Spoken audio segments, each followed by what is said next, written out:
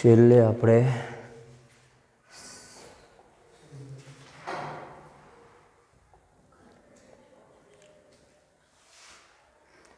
જો આપણે છેલ્લે જોયું તો બંધારણીય સમઘટકો આવ્યા હતા. કેટલા આવ્યા હતા? બંધારણીય સમઘટકો. એની પહેલાં આપણે જોયું હતું હાઇડ્રોકાર્બન સંયોજનો, સંતૃપ્ત હાઇડ્રોકાર્બન અને અસંતૃપ્ત જોયા હતા. સંતૃપ્ત હાઇડ્રોકાર્બન સંયોજન કોને કહેશું? કે જેમના વચ્ચે કાર્બન કાર્બન વચ્ચે એકલ બંધ હોય. કાર્બન કાર્બન વચ્ચે કેવો બંધ હોય? એકલ બંધ, મતલબ કે સિંગલ બોન્ડ હોય. એને આપણે સંતૃપ્ત હાઇડ્રોકાર્બન કહેતા હતા. જો કાર્બન કાર્બન વચ્ચે એકલ બંધ હોય તો આવા સંયોજનને અથવા આવા હાઇડ્રોકાર્બન સંયોજનને આપણે સંતૃપ્ત કહેતા હતા. પણ જો દ્વિબંધ અથવા ત્રિબંધ હોય, બરાબર, કાર્બન કાર્બન વચ્ચે દ્વિબંધ અથવા ત્રિબંધ હોય તો એ કેવા હોય છે? અસંતૃપ્ત હાઇડ્રોકાર્બન સંયોજન હોય છે. લાસ્ટમાં આપણે જોયું હતું. હવે એમના બંધારણ વિશે જોઈએ તો અગાઉ મેં તમને બંધારણ વિશે પણ બતાવ્યું હતું કે 3 સ્વરૂપે હોય છે એમના બંધારણ. એક તો કે શૃંખલા સ્વરૂપે હશે. કઈ રીતે હોય છે? શૃંખલા. બીજું એ શાખિત શૃંખલા સ્વરૂપે હોય છે. બીજું એનું બંધારણ શાખિત શૃંખલા સ્વરૂપે. અને ત્રીજું એનું બંધારણ કેવું હોય છે? વલય સ્વરૂપે. શૃંખલાનો મતલબ એક સીધી સાંકળ બને. એક સીધી સાંકળ બને. હાઇડ્રોકાર્બન સંયોજનની શું બનશે? એક સીધી સીધી સાંકળ. જેમ કે આ રીતે જો આ બધા જ કાર્બન, પ્રત્યેક કાર્બન બીજા કાર્બન સાથે એકલ બંધથી જોડાયેલો છે, બરાબર. અને અહીંયા તમે જોશો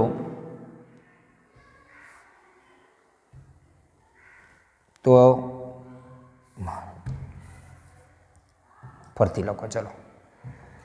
પ્રત્યેક કાર્બન એ એકબીજા સાથે એકલ બંધથી અને એક સાંકળ સ્વરૂપે જોડાયેલો છે. આથી આને શું કહીએ આપણે? શૃંખલા. અને કયું બંધારણ કહેવાય? શૃંખલા સ્વરૂપે કહીએ છીએ. અને બાકી રહેલા જે જગ્યા છે, મતલબ આપણે જાણીએ છીએ કે પ્રત્યેક કાર્બન 4 ઇલેક્ટ્રોનની ભાગીદારી કરી શકે. અને 4 ઇલેક્ટ્રોનની ભાગીદારી કરે તો 4 એકલ બંધ બનાવે. તો આપણે એ રીતનું જ બંધારણ બનાવવાનું કે જેમાં પ્રત્યેક કાર્બનની આજુબાજુમાં 4 સિંગલ બોન્ડ થવા જોઈએ. 4 એકલ બંધ દેખાય છે? બધાની આગળ 4 છે. જુઓ, આ કાર્બનની આગળ 4, આની આગળ 4, આની આગળ 4 છે કે નહીં? આ બંનેની વચ્ચે એક કેમ છે? કે અહીંયા એક ઇલેક્ટ્રોનનો ભાગીદારી આ કાર્બન કરે છે અને બીજા ઇલેક્ટ્રોનની ભાગીદારી આ કરે છે અને બંને વચ્ચે એક બંધ બને છે. હવે અહીંયા એક એક ઇલેક્ટ્રોનની ભાગીદારીવાળા હાઇડ્રોજન ગોઠવી દેવાના. શું ગોઠવી દેવાના? હાઇડ્રોજન. ઓકે. એટલે આ હાઇડ્રોજન અને કાર્બન વચ્ચે એક એક ઇલેક્ટ્રોનની ભાગીદારીથી હાઇડ્રોકાર્બન બંધ બની ગયા, સોરી, સહસંયોજક બંધ બની ગયા. અને આ એક જે સંયોજન બન્યું એને આપણે હાઇડ્રોકાર્બન સંયોજન કહીએ છીએ. પણ અહીંયા તમે જોશો તો કાર્બનની એક શૃંખલા છે. એટલે આને જે બંધારણ કહીએ છીએ ને એ બંધારણ કેવું છે? શૃંખલા સ્વરૂપનું. કેવા સ્વરૂપનું છે? શૃંખલા. પછી બીજા નંબરનું આવે શાખિત શૃંખલા. શાખિત શૃંખલા મતલબ કે શૃંખલા તો છે જ પણ એની શાખા બને છે, બરાબર. શાખા એટલે તો ખ્યાલ પડે ને, આપણે જે ડાળી નથી કહેતા તો એ શાખા બનશે એની. દાખલા તરીકે હું આ રીતે બનાવું, અહીંયાથી બીજી એક શાખા બનાવું, કાર્બન. જો કાર્બન બતાવવાનો છે, હાઇડ્રોજન તો હોય જ છે પણ કાર્બન અલગ જગ્યાએ નીકળ્યો મતલબ એની એક શાખા બની, બરાબર. એને આપણે શાખિત શૃંખલા કહીએ છીએ. જો અહીંયા આ શૃંખલા છે અને આ એની શું બની? શાખા. એટલે આને શું કહેવાય? શાખિત શૃંખલા. હવે બાકીની જ્યાં વધે છે ત્યાં આપણે શું જોડ દઈશું? હાઇડ્રોજન જોડ દઈશું, બરાબર. પ્રત્યેક કાર્બનની આજુબાજુમાં કેટલા બંધ બનાવવાના? 4. કેટલા બનાવવાના? 4. તો આ કાર્બનની આજુબાજુમાં બીજા 3 વધ્યા ને? ઓકે. તો આ રીતે જોડા છે. સમજી ગયા? તો આ પ્રમાણે આ શાખિત શૃંખલા બને છે. આને કહેવાય શું? શાખિત શૃંખલા. અને ત્રીજું સ્વરૂપ હતું વલય. કયું સ્વરૂપ હતું? વલય. વલય સ્વરૂપે હશે, લૂપ સ્વરૂપે હશે. કઈ રીતે? તો કે આ કાર્બન રહ્યો એ બીજા એક કાર્બન સાથે આ રીતે જોડાશે, ત્રીજાને આ રીતે જોડાશે, પાછો આ રીતે જોડાશે અને બંને પછી એક જગ્યાએ ભેગા થઈ જશે. જો સંપૂર્ણ એક આખું વલય બની ગયું ને આ રીતે, બરાબર. તો આને કયું સ્વરૂપ કહેવાય? વલય સ્વરૂપ. વલય સ્વરૂપમાં તમે જુઓ તો બંનેના એકેના છેડા નથી. અને આપણે અગાઉ જોયું હતું ને એમાં જે છેડા ઉપર કાર્બન હતો કે નહીં એમના સાથે 3 હાઇડ્રોજન જોડાયેલા હતા. પણ અહીંયા એક પણ છેડો નથી. એટલે આ બધા જ કાર્બન સાથે 2 હાઇડ્રોજન જોડાયેલા હશે. કેટલા હાઇડ્રોજન જોડાયેલા હશે? 2 પ્રત્યેક. કેમ કે 4 બંધ તો બનાવવાના જ છે ને આપણે. હવે જુઓ, પ્રત્યેક કાર્બનની આજુબાજુ 4 બંધ થઈ ગયા. તો આ રીતે આપણે વલય સ્વરૂપે દર્શાવીએ છીએ. હવે આપણો પ્રશ્ન છે બંધારણીય સમઘટકો એટલે શું? તો કે જે હાઇડ્રોકાર્બન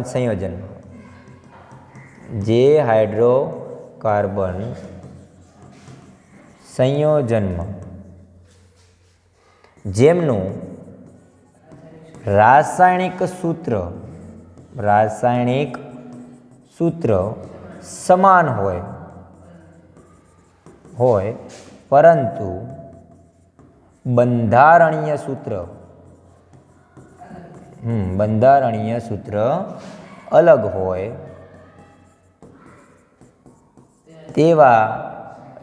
તેને આપણે શું કહેશું?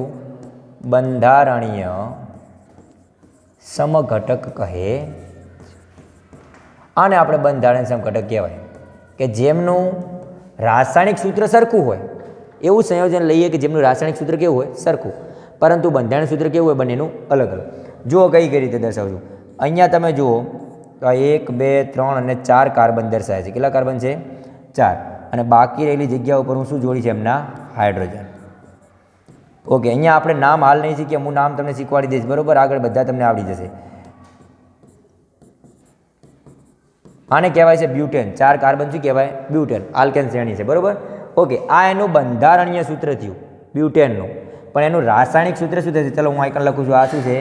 બંધારણીય સૂત્ર. પણ આનું રાસાયણિક સૂત્ર શું થશે? રાસાયણિક સૂત્ર થશે 4 કાર્બન અને હાઇડ્રોજન કેટલા થયા? 4 દુ 8 ને 1 સોરી 8 ને 2 10. આ એનું રાસાયણિક સૂત્ર થયું. હાઇડ્રોજન 10 કાર્બન 4, બરોબર? આ એનું બંધારણીય સૂત્ર થયું.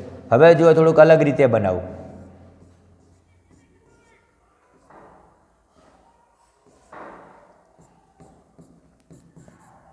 બંધ જોજો, કોઈની જગ્યાએ કાર્બનની આજુબાજુ 5 ના થઈ જાય એનું ધ્યાન રાખજો. 4 હોવા જોઈએ.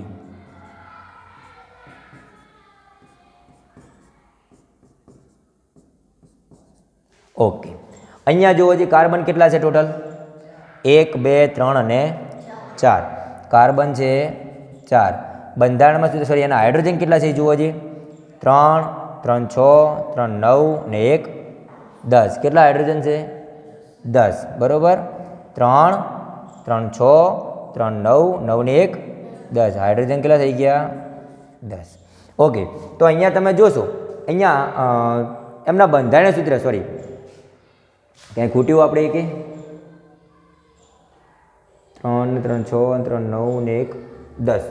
આપણું સૂત્ર શું હતું? 10નું. રેડી. હવે જુઓ અહીંયા થાય છે શું? તો બંનેમાં તમે જોશો તો એના બંધારણીય સૂત્રો બંનેમાં કેવા છે? અલગ અલગ. જેમ કે આ ઉપરવાળા બંને કેવા અલગ અલગ દેખાય છે ને? એમનું બંધારણ અલગ છે, એટલે બંધારણીય સૂત્ર અલગ અલગ છે, પરંતુ એમના રાસાયણિક સૂત્ર જુઓ કેવા છે? સરખા. તો આ બંનેને આપણે શું કહી શકીએ? બંધારણીય સમઘટક. ઓકે, હવે આમના નામકરણ પાછા અલગ અલગ બદલાતા હોય છે. કઈ રીતે? જેમ કે તમે આને બ્યુટેન કહી શકો. આને શું કહી શકો? બ્યુટેન. પણ અહીંથી તમે કાર્બનની સંખ્યા ગણો. આ પહેલા નંબરનો કાર્બન, આ બીજા નંબરનો કાર્બન ને આ ત્રીજા નંબરનો કાર્બન. ઓકે, આ જે શાખા બની એ શાખા કયા નંબરના કાર્બન ઉપર બની? બીજા નંબરના ઉપર. અને શાખા બન્યા પછી ઉપર શું જોડાવાનું ખબર છે? CH3. ઉપર શું જોડાણા? CH3. ઓકે, જો આ કાર્બન સાથે બંધ ના બનાવ્યો હોત તો એ મિથેન હોત, CH4 હોત, બરોબર? પણ એક ઇલેક્ટ્રોનનો ઉપયોગ એમને અહીંયા કર્યો. તો અહીંયા તમે આનું નામ બની જશે શું ખબર છે? 2 મિથેન પ્રોપેન. એ પ્રમાણે દર્શાવી દઈએ. જે બીજા કાર્બન આગળ આપણે શું જોડ્યું છે? આને બ્યુટેન કહી શકીએ, બરોબર? આને બ્યુટેન કહેવાય, પણ આનું નામ થોડુંક ચેન્જ થઈ જાય. બીજા નંબરના કાર્બન આગળ તમે એને જોડેલો છે, બરોબર? તો આ 3 કાર્બનનો આપણે સૂત્રમાં એને પ્રોપેન તરીકે દર્શાવીએ છીએ, અને બીજા નંબરના કાર્બન આગળ તમે શું બતાવ્યો છે? મિથેન દર્શાવેલો છે, બરોબર? તો 2 નંબર કેમ લખવામાં આવે છે? કેમ કે બીજા નંબરના કાર્બન સાથે તમે નવો એક મિથેન સમૂહ જોડેલો છે. આ રીતનું નામકરણમાં પણ થોડોક ફેરફાર થાય છે. ઓકે, તો અથવા ડાયમિથેન પ્રોપેન એ પ્રમાણે આપણે અલગ અલગ પ્રકારના નામ બનતા હોય છે. જેટલા મિથેન જોડીએ એ પ્રમાણે આપણે કહી શકીએ ડાયમિથેન અથવા આ પ્રોપેન તરીકે દર્શાવીએ છીએ. એટલે નામ થોડાક બદલી જાય છે. બીજું મેઇન આપણે સમઘટકોમાં યાદ શું રાખવાનું? જેમનું રાસાયણિક સૂત્ર કેવું હોય? એક સરખું, અને બંધારણીય સૂત્ર કેવું હોય? બંનેનું અલગ અલગ. એને આપણે બંધારણીય સમઘટકો કહી શકીએ છીએ, બરોબર? તો આ બંધારણીય સમઘટકો વિશે હતું, જેમના રાસાયણિક સૂત્ર સરખા હતા. ઓકે, હવે આપણે આલ્કેન, આલ્કીન અને આલ્કાઇન, મતલબ કે આ હાઇડ્રોકાર્બન સંયોજનના નામ કઈ રીતે યાદ રાખવાના એ જોઈએ, બરોબર? આલ્કેન, આલ્કીન અને આલ્કાઇન સ્વરૂપે. ઓકે, તો સૌપ્રથમ જોઈએ તો આની અંદર આપણે પહેલાં તો એમને બનાવી દઈએ આલ્કેન વિશે જોઈએ. આલ્કેન હાઇડ્રોકાર્બન એટલે શું? આલ્કેન હાઇડ્રોકાર્બનમાં આપણે સૌપ્રથમ શું દર્શાવશું? તો પહેલું જ આલ્કેન માટેનું આપણે સૂત્ર લેશું. તો આલ્કેન, એને આલ્કેન શ્રેણી કહેશું આખી. કેમ શ્રેણી કહેશું? કેમ કે અલગ અલગ કાર્બન હશે, આ કાર્બનની સંખ્યા વધતી જશે, એમ સાંકળ બનતી જાય ને અલગ અલગ, એક એક એક કાર્બન વધતા જશે, એટલે એમના નામ પણ બદલી જશે. ઓકે, હું અહીંયા દર્શાવું છું કાર્બનની સંખ્યા, કાર્બનની સંખ્યા. પછી બીજા ચાર્ટમાં લખું છું એમનું નામ, બરાબર, રાસાયણિક નામ અલગ ખાનું બનાવું છું. પછી રાસાયણિક સૂત્ર, એમનું રાસાયણિક સૂત્ર શું છે એ લખીશ. અને પછી લાસ્ટમાં બંધારણીય સૂત્ર. ઓકે, અહીંયા હું બંધારણીય સૂત્ર દર્શાવી. ચલો, કાર્બનની સંખ્યા, એક જ કાર્બન હોય એવો હાઇડ્રોકાર્બન સંયોજન કે જેમાં માત્ર એક જ કાર્બન હોય, અને એ પણ કયું? આલ્કેન શ્રેણીનું, બરાબર. અને આલ્કેન શ્રેણી કોને કહેતા હતા? તો કે સંતૃપ્ત હાઇડ્રોકાર્બન. યાદ છે? સંતૃપ્ત હાઇડ્રોકાર્બન સંયોજનને આલ્કેન શ્રેણી અથવા આલ્કેન સંયોજન કહેવામાં આવે છે, બરાબર. એ સંતૃપ્ત છે. તો સંતૃપ્તનો મતલબ શું? કાર્બન કાર્બન વચ્ચે એકલ બંધ હશે અથવા ક્યાંય દ્વિબંધ કે ત્રિબંધ હશે નહીં. ઓકે, એક કાર્બન ધરાવે છે અને બીજું એનું નામ શું છે? હાઇડ્રોકાર્બન. મતલબ એ કાર્બન અને હાઇડ્રોજન હશે. શું હશે એની આજુબાજુમાં? બીજા હાઇડ્રોજન. એક કાર્બન દર્શાવી દેવાના, બાકીના બધા શું દર્શાવી દેવાના? હાઇડ્રોજન. ઓકે, આપણે એનું નામ લખવાનું હતું ને, તો અહીંયા નામમાં આપણે દર્શાવશું મિથેન. એનું નામ શું છે? મિથેન. આ નામ યાદ રાખશું ક્રમમાં, એટલે બધાના નામ આવડી જશે. પહેલાં હું તમને નામ જ લખાવી દઉં. 2 માટે ઇથેન, મતલબ કે 2 કાર્બન જોડેલા હોય ને એકલ બંધથી તો ઇથેન. 3 જોડેલા હોય તો પ્રોપેન. 4 કાર્બન હોય તો બ્યુટેન. 5 કાર્બન હોય પેન્ટેન. 6 કાર્બન હોય તો હેક્ઝેન. 6 કાર્બન માટે આપણે શું લઈશું? હેક્ઝેન. ટોટલ 10 છે. 7 માટે હેપ્ટેન, 8 માટે ઓક્ટેન, 9 માટે નોનેન અને 10 માટે ડીકેન. આ પ્રમાણે આપણે દર્શાવીએ છીએ. ઓકે, બુકમાં 6 આપે છે, 6 માટે આપણે જોઈએ. તો આ થઈ ગયું એમનું રાસાયણિક નામ. હવે આપણે જોઈએ રાસાયણિક સૂત્ર શું બનશે. કાર્બન કેટલા? 1. અને 1 કાર્બન, કદાચ તમને આ સૂત્ર ના આવડે ને તો પહેલાં બંધારણ બનાવી દેવાનું. પહેલાં શું બનાવી દેવાનું? દાખલા તરીકે હું એક જ કાર્બન બનાવું તો એક કાર્બનની આજુબાજુમાં મારે હાઇડ્રોજન કેટલા જોડવા પડે? 4. તો હવે આના પરથી સૂત્ર બનાવી દો. હા, 1 કાર્બન અને 4 હાઇડ્રોજન, CH4. મિથેનનું સૂત્ર શું થઈ ગયું? CH. મિથેન વિશે તમે આગળ પણ ભણ્યા હતા, કુદરતી વાયુ, કુદરતી વાયુનું દહન, ખબર છે કે નહીં? તો એ મિથેન છે. ઓકે, બીજા નંબરમાં ઇથેન. કાર્બન કેટલા લેવાના? મતલબ કે કાર્બન કાર્બન વચ્ચે એકલ બંધથી જોડાયેલા 2 કાર્બન હશે. કેટલા કાર્બન હશે? ચલો હું અહીંયા દર્શાવી દઉં 2 કાર્બન. ઓકે, માત્ર 2 કાર્બન. હવે 2 કાર્બનની આજુબાજુમાં શું ગોઠવવાના? હાઇડ્રોજન. શું ગોઠવી દેવાના? ઓકે, તો ટોટલ કેટલા હાઇડ્રોજન થાય છે જોઈ લો. તો કાર્બન 2 અને હાઇડ્રોજન 6. બીજું બની ગયું 3 કાર્બન ધરાવતું પ્રોપેન. તેનું સૂત્ર બનાવી દઉં. 1 કાર્બન, આ 2 અને આ ત્રીજો. આના સાથે 3 હાઇડ્રોજન આવશે. છેડાવાળા સાથે 3 હાઇડ્રોજન હોય, બરાબર, જો એકલ બંધ હોય તો. અને વચ્ચેવાળામાં 2 આવે. ચલો, 3 દુ 6 અને 2 8. 3 કાર્બન અને 8 હાઇડ્રોજન થઈ ગયા. બ્યુટેન 4 કાર્બન અને બમણા કરીને 2 વધારી દેવાના, બરાબર. 1 2 3 અને 4. અહીંયા દોરીએ 1 હાઇડ્રોજન, 1 હાઇડ્રોજન અહીંયા જોડીએ, 1 હાઇડ્રોજન અહીંયા જોડીએ. આમાં બધાએ 2 2 અને અહીંયા આવશે 3. ઓકે, તો કાર્બન કેટલા છે? 4 અને હાઇડ્રોજન કેટલા છે? 10. હાઇડ્રોજન કેટલા મળ્યા? 10. પેન્ટેન એ જ પ્રમાણે સેમ ટુ સેમ 5 કાર્બનો દર્શાવી દઈએ. 1 2 3 4 ને 1 આ 5. 1 હાઇડ્રોજન અહીંયા દોરું છું, 1 અહીંયા. હવે આ જગ્યાના અભાવના કારણે છઠ્ઠું બનાવતો નથી. છઠ્ઠું તમે બનાવી શકો કે નહીં? ટ્રાય કરજો એનો, બરાબર. ઓકે, તો 5 કાર્બન થયા અને હાઇડ્રોજન કેટલા થઈ ગયા? 12. તો હવે અહીંયા કેટલા કાર્બન હશે? અહીંયા લખ્યા છે 6 કાર્બન હશે, તો કેટલા હશે?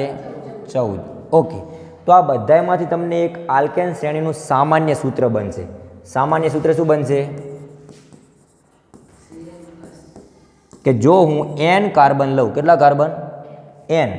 n કાર્બન લઉં ને તો હાઇડ્રોજન રે અને એ એના બમણા કરી અને 2 વધારો ને એટલા થાય. હાઇડ્રોજન n કાર્બનના એટલે કાર્બનની સંખ્યાના જેટલા કાર્બન લીધા એટલા કાર્બન કરતાં હાઇડ્રોજન એના બમણા થશે અને બમણાથી પણ 2 વધારે થશે. જુઓ, 1નું બમણું 2 અને 2નું 2 વધારે કરો તો 4 હાઇડ્રોજન થઈ ગયા ને. 2 કાર્બન લઉં તો 2નું બમણું 4 અને એમાંય 2 ઉમેરો તો 6. 3 કાર્બન, 3નું બમણું 6, 6માં 2 ઉમેરો તો 8. તો બસ એ પ્રમાણે તમે કહી શકો. આના પછી મને એમ કહો હેપ્ટેન એટલે કે 7 કાર્બન માટે હોય તો તમે શું કહી શકો? કાર્બન કેટલા, હાઇડ્રોજન કેટલા? 7 માટે શું આવશે? 7 કાર્બન આવશે. 7 દુ 14 ને 2 16. 16 શું આવશે? હાઇડ્રોજન આવી જશે. ખબર પડી કે નહીં? અને આમ કે એમ ના ખબર પડે, જુઓ કેટલા વધે છે? 2 અને આ કણે 1 અહીંયા 1 વધશે ને અહીંયા 2 વધશે. ઓકે, એ પ્રમાણે કરી દેવાનું. તો આ છે આપણી આલ્કેન શ્રેણી, એટલે કે જેની અંદર અથવા એને આપણે સંતૃપ્ત હાઇડ્રોકાર્બન પણ કહીએ છીએ. અને સંતૃપ્ત હાઇડ્રોકાર્બન એટલે આલ્કેન કહેવાય. સંતૃપ્ત હાઇડ્રોકાર્બન મતલબ કે હાઇડ્રોજન અને કાર્બન વચ્ચે અથવા કાર્બન વચ્ચે એકલ બંધ હોય છે. બરાબર? અને આ બધા જ એમના નામ તમારે ક્રમમાં યાદ રાખવાના: methane, ethane, propane, butane, pentane, hexane. આ પ્રમાણે 6, 7 નામ અથવા 10 સુધી યાદ રહે તો રાખી દેવાના. બરાબર? આના પછી 7માં આવે હેપ્ટેન, પછી 8માં ઓક્ટેન, 9માં નોનેન અને 10માં ડીકેન. આ પ્રમાણેના નામ છે. બાકી સૂત્ર તો તમને પછી આવડી જ જાય ને, અને તમને કીધા હોય તો આવડી જાય, પણ આપણે 6 યાદ રાખશું તો એ વાંધો નથી. ઓકે, અને આ એમનું થઈ ગયું સામાન્ય સૂત્ર. બરાબર? ઓકે, તો હવે આપણે વાત કરીએ એના પછી બીજા નંબરની હાઇડ્રોકાર્બન સંયોજન આલ્કીન. અને આલ્કીન અને આલ્કાઇન બંને કેવા છે? અસંતૃપ્ત. કેવા છે? અસંતૃપ્ત. જો એ લખીએ. ચલો, નેક્સ્ટ છે આલ્કીન. અને આ અસંતૃપ્ત છે. અસંતૃપ્તમાં કેવું હોય? દ્વિબંધ અથવા ત્રિબંધ. આ યાદ રાખજો, આ એકલ બંધ છે. આ કેવા બંધ આવશે? આની અંદર આલ્કીનમાં દ્વિબંધ આવશે. કેટલા બંધ આવશે? અને આમાં ત્રિબંધ આવશે. હવે 3 અલગ પડી ગયા ને? ખબર પડી ગઈ ને તમને? ઓકે, તો આ પણ આ બંને અસંતૃપ્ત કહેવાય. બરાબર? અસંતૃપ્ત હાઇડ્રોકાર્બન આલ્કીન શ્રેણી. એ ઘણા બધા કાર્બન દર્શાવે એટલે આપણે એને શ્રેણી તરીકે દર્શાવી દઈએ. બીજું એમનું સામાન્ય સૂત્ર પછી લખી. પહેલાં આપણે એમનું સૂત્ર બનાવી દઈએ અને એના કાર્બનની સંખ્યા પ્રમાણે. ઓકે, કાર્બન વચ્ચે કેટલા બંધ હોય? દ્વિબંધ. હવે એના માટે ઓછામાં ઓછા 2 કાર્બન તો લેવા જ પડે, કેમ કે મિથેન જેમ હતું, મિથેનમાં તો એક જ કાર્બન હતો ને.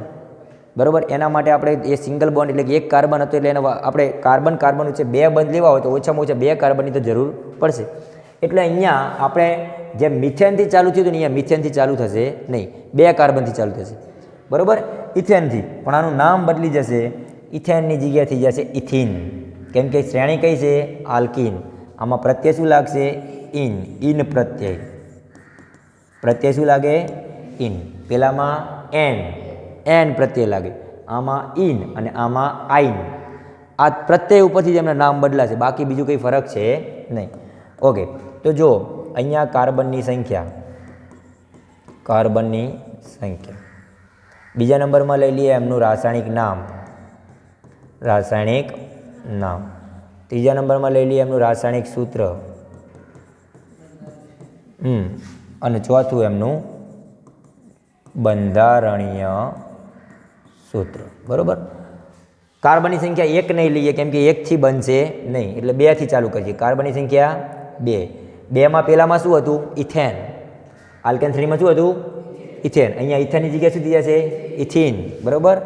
જે ઇથેન આપણે બોલતા હતા એ ઇથેનની જગ્યાએ ઇથિન થઈ જશે. બરાબર? રસોઈ કે દીર્ઘ જોજો, ઇથિન થાય છે અહીંયા. શું થશે? ઇથિન. તો એનું રાસાયણિક નામ શું થયું? ઇથિન. ચલો આ પ્રમાણે લખીએ.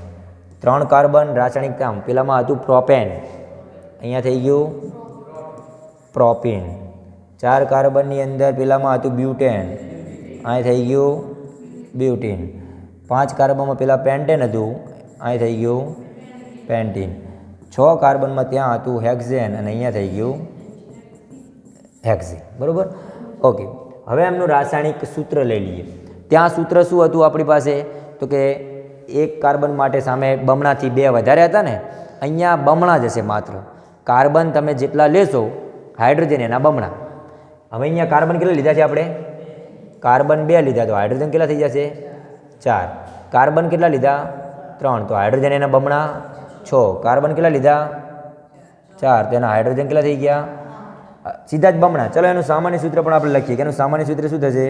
તો કે એનું સામાન્ય સૂત્ર,